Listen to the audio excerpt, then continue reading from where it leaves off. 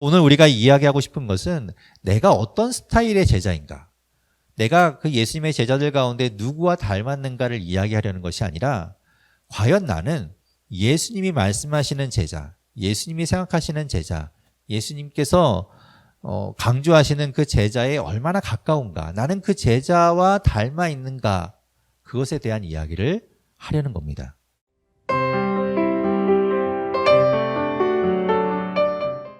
여러분 보시기에 저는 어떤 제자일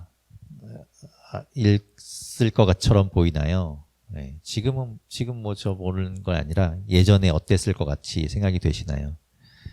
제가 좀 아주 어렸을 때 제자였던 때를 이야기하기에는 좀 많이 시간이 지나긴 했죠.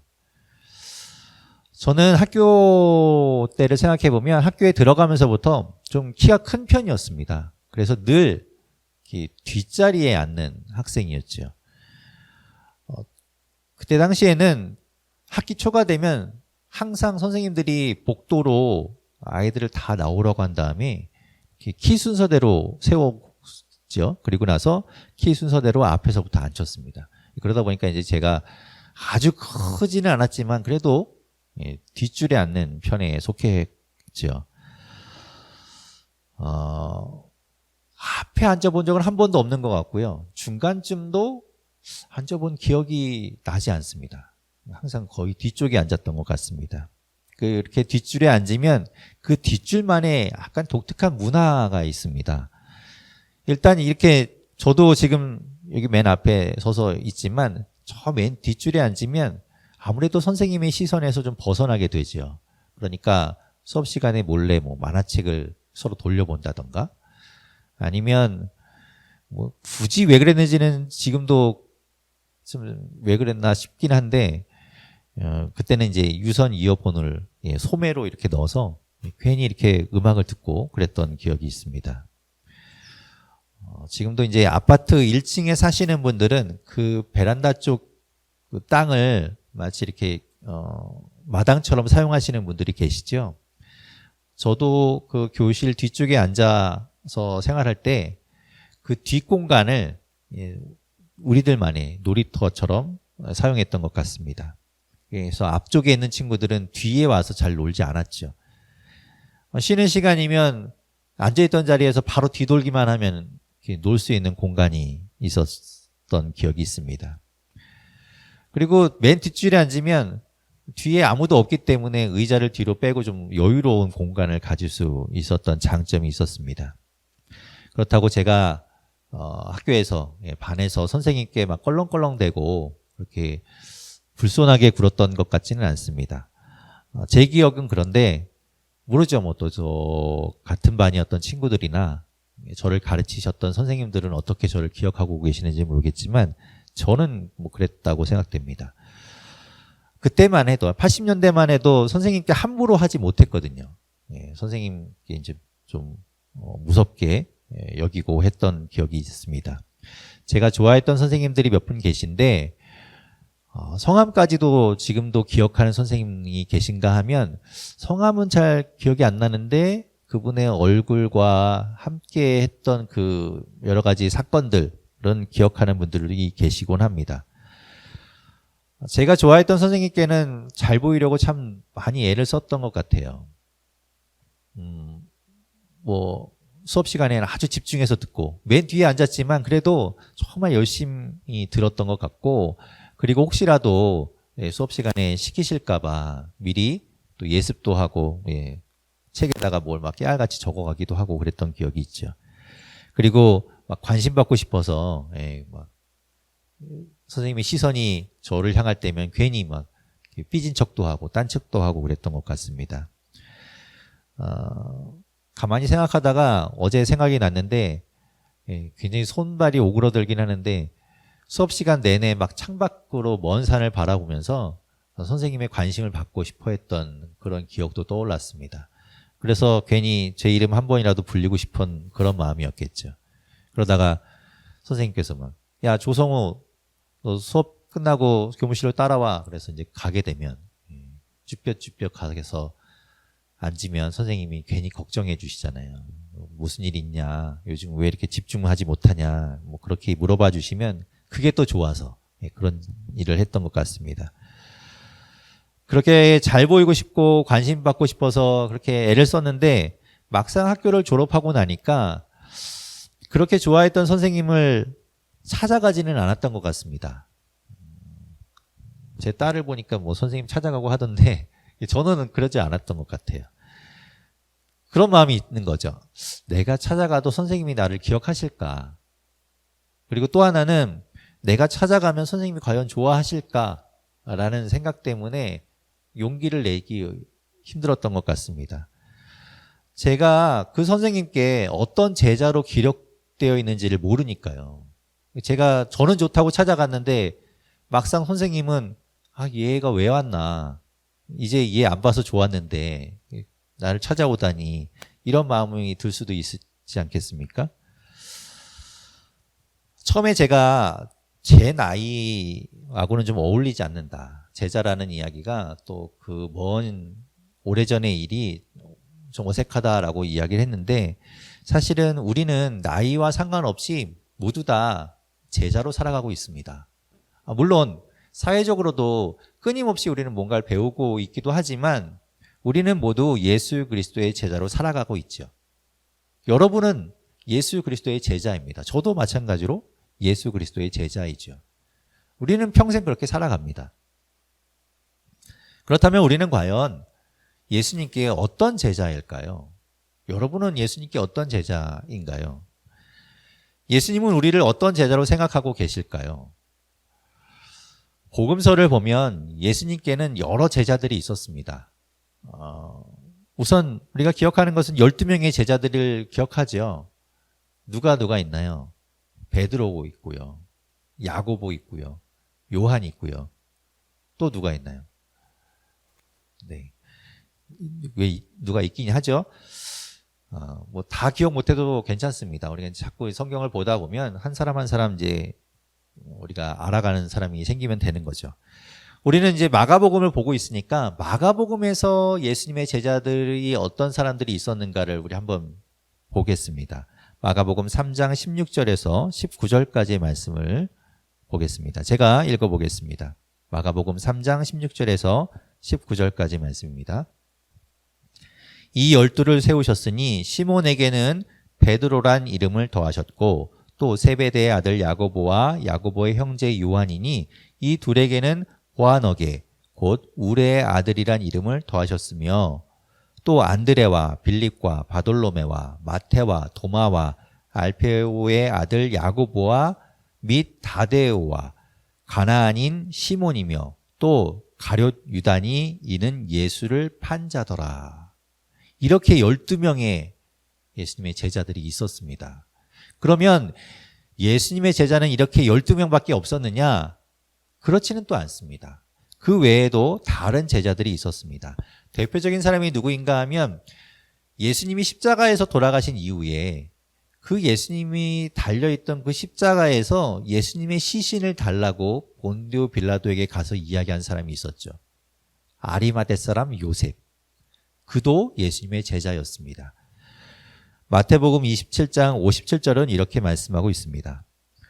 저물었을 때에 아리마대의 부자 요셉이라 하는 사람이 왔으니 그도 예수의 제자라.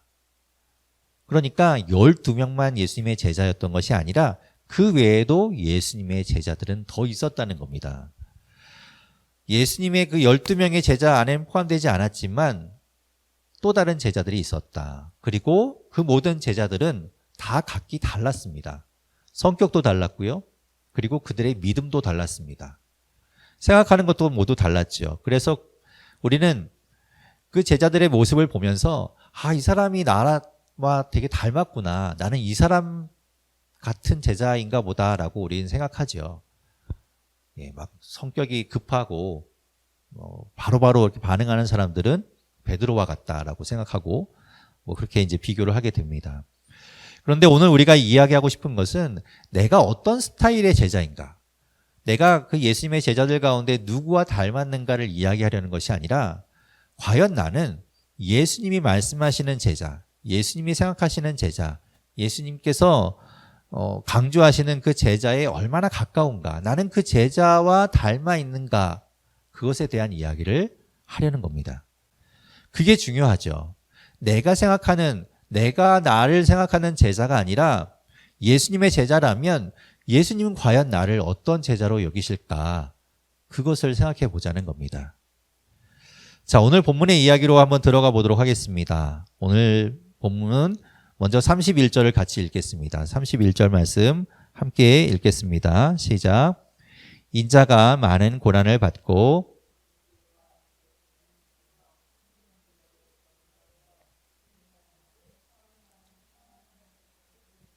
그들에게 가르치시되. 아멘.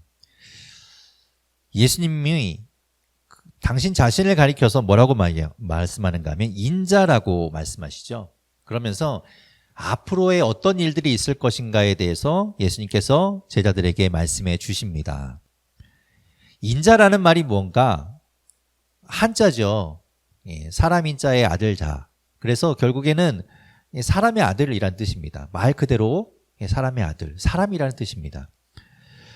우리가 수요일에 보고 있는 그 에스겔서 말씀에서도 보면 하나님이 에스겔 선지자를 부르시고 그 에스겔 선지자에게 하나님의 말씀을 주십니다. 그래서 그 말씀을 사람들에게 전하게 하시죠. 하나님께서 에스겔 선지자를 부를 때 뭐라고 부르시는가 하면 인자야 이렇게 부르십니다. 사람아 이런 뜻이죠. 사람을 부를 때 그렇게 부르신 거예요. 그리고 다니엘서에서도 보면은 하나님이 다니엘을 부를 때도 그렇게 부릅니다. 인자야 이렇게 부르시죠. 사람을 부를 때 그렇게 불렀다는 거예요. 그런데 독특하게 다니엘서 7장 13절에서 14절을 보면 갑자기 그 인자라는, 사람을 지칭할 때 말하던 그 인자라는 말이 다른 뜻으로 쓰입니다. 제가 읽어보겠습니다. 내가 또 밤 환상 중에 보니 인자 같은 이가 하늘 구름을 타고 와서 옛적부터 항상 계신 이에게 나아가 그 앞으로 인도되매 그에게 권세와 영광과 나라를 주고 모든 백성과 나라들과 다른 언어를 말하는 모든 자들이 그를 섬기게 하였으니 그의 권세는 소멸되지 아니하는 영원한 권세요 그의 나라는 멸망하지 아니할 것이니라. 아멘. 하늘의 영광과 권세를 가진 분이 하늘 구름을 타고 오신다. 그런데 그분을 뭐라고 이야기합니까? 인자 같은 이라고 이야기하죠. 여기서 인자라고 말하는 것, 여기서 이야기하는 그 인자는 바로 메시아를 이야기합니다. 메시아. 사람을 이야기했었는데 여기에서 갑자기 이제 메시아를 인자라고 이야기하는 겁니다. 예수님이 당신 자신을 가리켜서 인자는 이라고 이야기하는 것은 그 안에 메시아라는 뜻이 담겨 있는 겁니다. 나는 사람이야, 나는 신이 아니야 이런 말이 아니라 그 안에 본인을 가리켜서, 당신을 가리켜서 메시아다라는 뜻을 담고 있는 것이죠. 자, 아무튼 31절을 우리가 읽어봤는데 31절의 핵심은 뭔가요? 여러분은 그 31절 예수님께서 말씀하신 것 가운데 어떤 이야기가 여러분 귀에 딱 들어오십니까? 여러분이 제자였다면, 예수님과 함께 있던 그 제자였다면 어떤 말이 여러분 귀에 들려왔을까요? 저 같으면 다른 건 다 안 들렸을 거고 이 말이 들렸을 겁니다. 죽임을 당하고. 부활에 대해서는 잘 몰라요. 부활이 어떤 건지도 모르고 부활을 본 적도 없어요. 그런데 지금 예수님께서 그리고 부활 전에 죽음을 먼저 이야기하시죠. 그러니까 제자들이 듣기에는 예수님이 죽는다고 이야기하시는 게 귀에 딱 들어온 거예요. 그리고 그 뒤에 이야기는 멍해져서 들리지도 않았겠죠.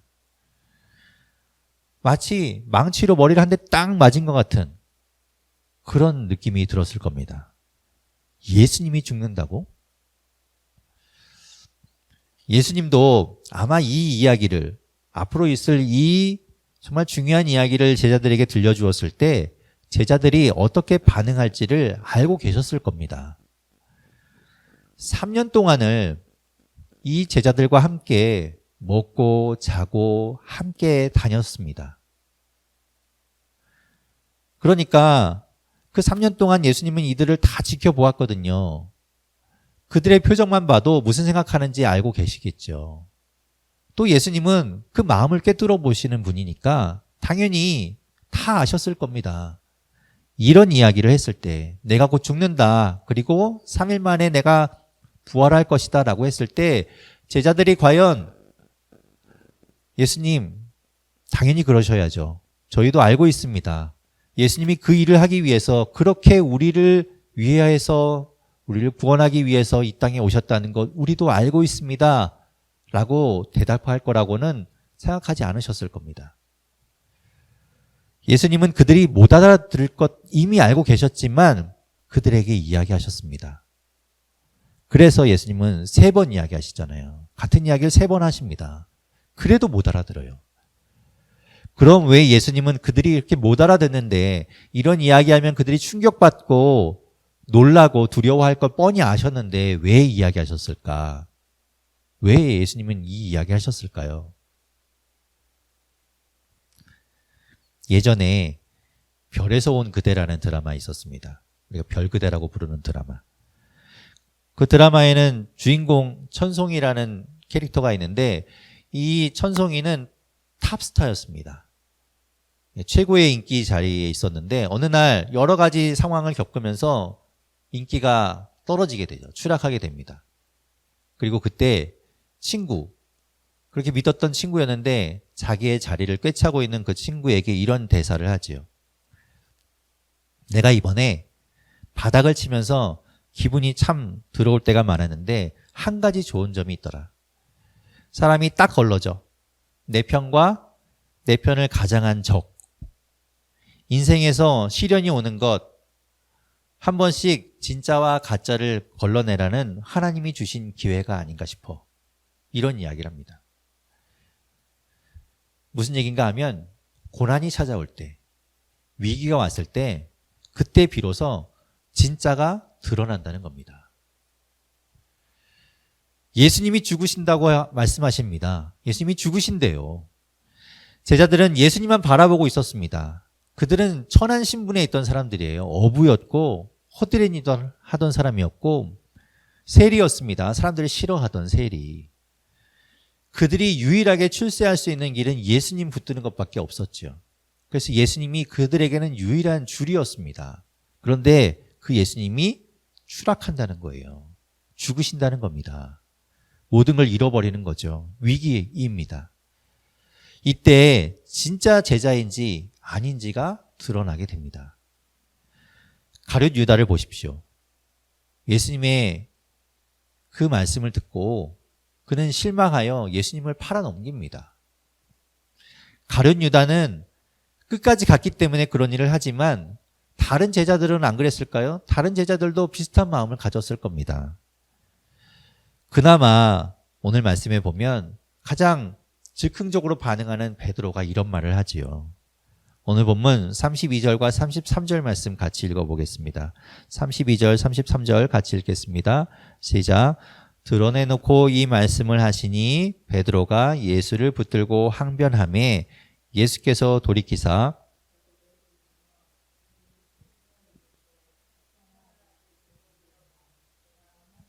생각하지 아니하고 도리어 사람의 일을 생각하는도다 하시고 베드로가 예수님을 붙들고 항변했다고 이야기합니다.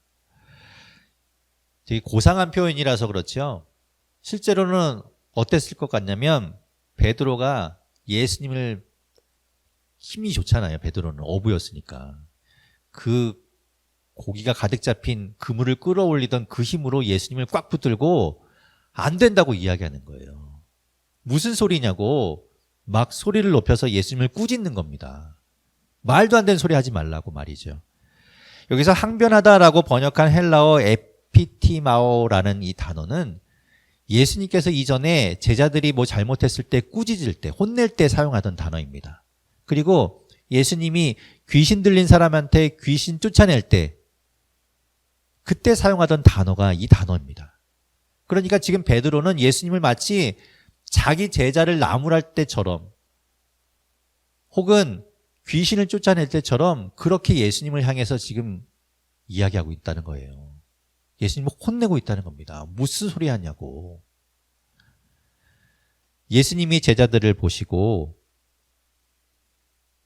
그 베드로의 이야기를 들으시고 베드로가 했던 것처럼 꾸짖으시며 이렇게 이야기합니다. 왜 예수님은 제자들을 보면서 이야기하셨을까요? 베드로가 이야기했는데 제자들도 베드로와 똑같은 생각을 하고 있다는 겁니다. 그래서 제자들에게 보시고 베드로를 꾸짖죠. 사탄아 물러가라. 꾸짖으시며 이야기합니다.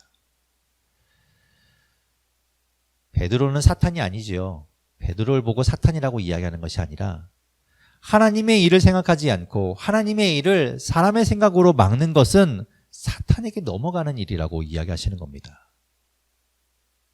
그건 사탄이 하는 일인데 네가 사탄의 일을 하고 있구나. 사탄에게 넘어갔구나. 이렇게 이야기하시는 것이죠. 요 몇 주 동안 계속해서 우리는 제가 말씀드렸습니다. 사탄은 이 세상의 신이라고 말하는 그것들은 하나님을 가려버립니다. 하나님을 보지 못하게 만들어요. 믿음으로 우리는 하나님을 봐야 하고 믿음으로 그 하나님의 눈으로 우리는 세상을 바라보고 하나님과 같은 곳을 바라봐야 하나님의 일을 할 수 있는데 사탄이 그것을 못하게 막는다는 겁니다. 지금 베드로를 보십시오. 그 일을 똑같이 하고 있는 것이죠. 사단에게 똑같이 자신을 내어준 겁니다. 그나마 베드로는 나중에 정신 차리지만 가룟 유다는 끝내 돌아오지 못하는 거 알고 있죠. 고난이 왔을 때 위기에서 진짜가 드러나는 겁니다. 진짜 제자인지 제자인 척을 정말 잘하고 있는 것인지 알게 된다는 말입니다. 무엇으로 진짜 제자와 가짜 제자를 걸러내는가? 예수님이 그 기준을 이야기하십니다. 12명에 들어가느냐 아니냐가 이게 중요한 게 아니죠. 가룟 유다 12명이 들어갔지만 가짜 아니었습니까? 그래서 예수님은 무리와 제자들을 보시며 이렇게 이야기하십니다. 가리지 않으셔요. 무리냐 12명의 제자 안에 들어왔느냐 예수님 가까운 제자이냐 이게 중요한 것이 아니라 누구든지 예수님 말씀하신 대로 하기만 하면 그가 진짜 제자라고 이야기하십니다. 오늘 본문 34절입니다. 우리 34절 같이 읽어보겠습니다. 시작. 무리와 제자들을 불러 이르시되 누구든지 나를 따라오려거든 자기를 부인하고 아멘. 예수님의 제자가 되려면 자기를 버리고 예수님을 따라가야 합니다. 순종이죠. 예수님을 순종해야 합니다. 자기 자신을 버려야 합니다. 나를 자꾸만 주장하면 내 생각을 자꾸만 주장하면 예수님 따라갈 수 없습니다. 자꾸만 부딪히거든요. 예수님과 내 생각이 자꾸 부딪혀요. 나는 이렇게 하고 싶은데 예수님은 그렇게 하지 말라고 하시니까 자꾸만 부딪히고 예수님 따라가지 못하게 됩니다. 내가 하고 싶은 것과 예수님이 말씀하시는 것이 자꾸만 싸워요.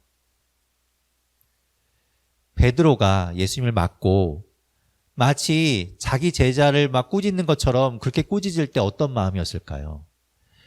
자기가 생각하는 예수님, 자기가 지금까지 기대하고 기다리던 그 메시아는 그러면 안 된다고 이야기하는 겁니다.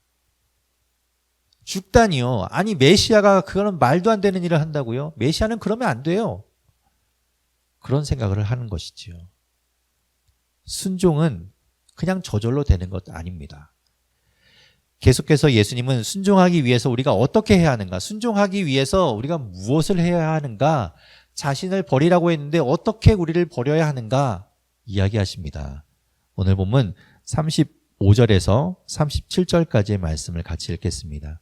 35절에서 37절입니다. 함께 읽겠습니다. 시작. 누구든지 자기 목숨을 구원하고자 하면 잃을 것이요.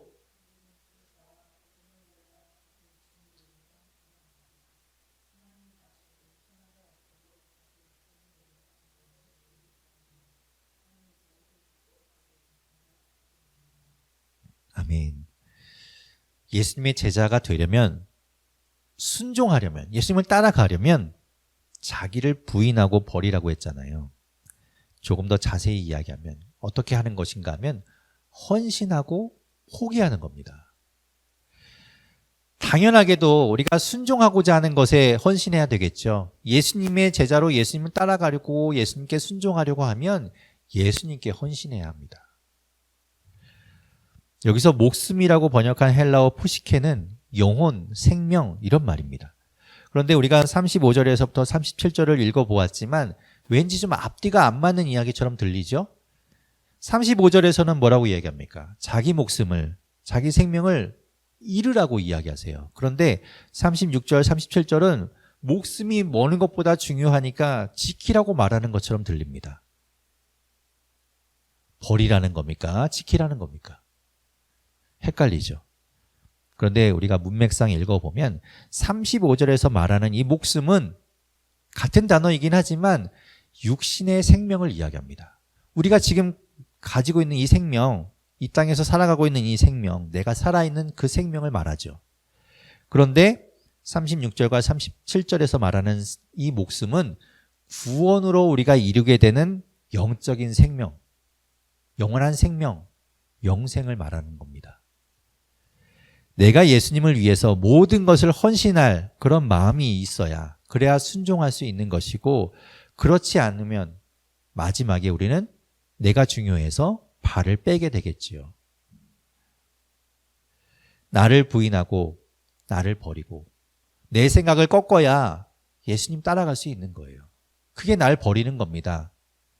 나를 포기하고 모든 것 다 내팽개치고 예수님의 일에 매달리는 것이 중요한 것이 아니라 내 생각을 꺾을 수 있느냐, 나를 꺾을 수 있느냐, 나를 포기할 수 있느냐, 이것을 말하는 것이죠. 무슨 소리야? 나의 주인은 나지, 내 인생의 주인은 나지, 절대 나는 나를 못 버려, 나는 나야, 이런 마음을 가지면 예수님 순종할 수 없다는 겁니다. 그리고 또 이것이 있어야 순종할 수 있습니다. 오늘 본문 38절입니다. 38절 말씀 같이 읽어보겠습니다. 시작. 누구든지 이 음란하고 죄 많은 세대에서 나와 내 말을 부끄러워하면 인자도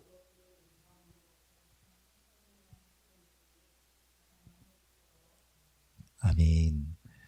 예수님의 제자가 되려면, 예수님께 순종하려면 예수님과 그 예수님의 말씀을 부끄러워하면 안 됩니다. 부끄러워한다는 말이 뭔가 하면 그것을 천하고 추한 것으로 여긴다는 거예요. 우리가 좋은 것이 있어요. 지금 제게 아주 다이아몬드, 커다란 다이아몬드를 하나 가지고 있습니다. 귀한 것. 그러면 그것을 부끄러워할까요? 자랑하겠죠.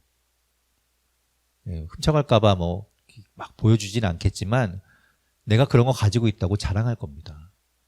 부끄러워하지 않을 거예요.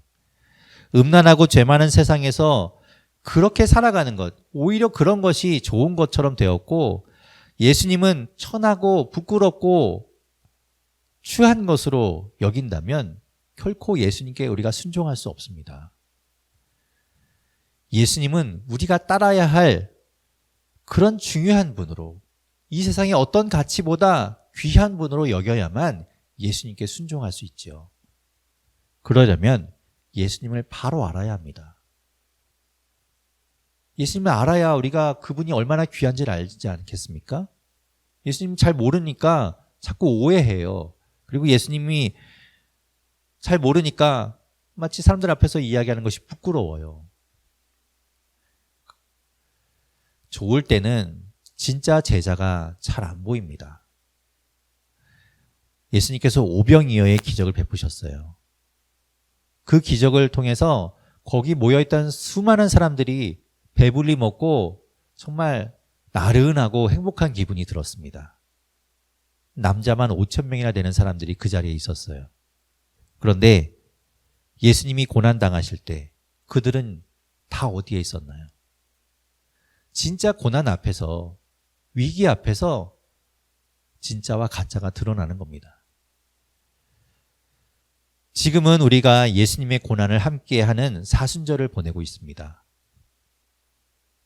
여러분은 다른 것 말고 예수님을 위해서, 그 복음을 위해서 헌신하고 계십니까? 말씀드린 것처럼 예수님을 위해서, 복음 전하기 위해서 직장도 내팽개치고 가정도 내팽개치고 모든 것을 다 버리고 예수님을 전하고 전도하고 다니라는 말이 아니라 예수님 말씀대로 살아가기 위해서, 예수님을 따라가기 위해서 자기의 고집과 자기의 모든 것들을 꺾을 수 있느냐는 겁니다. 자기를 내려놓고 그 길 따라갈 수 있느냐는 것이죠. 여러분은 다른 것 말고 예수님을, 그 복음을 최고의 것으로 여기고 계십니까? 아, 그래, 예수님 말씀하신 것대로 하면 좋지. 아, 그래, 좋은 말이지. 그거 하면 좋겠지.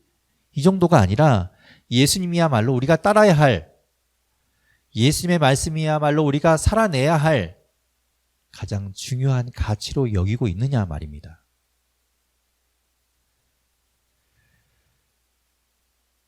여러분과 제가 예수님을, 복음을 가장 귀한 것으로 여길 수 있기를 바랍니다. 여러분, 예수님께 순종하고 계십니까? 당신은 과연 예수님의 제자로 살아가고 있습니까? 당신은 어떤 제자의 모습으로 살고 있습니까?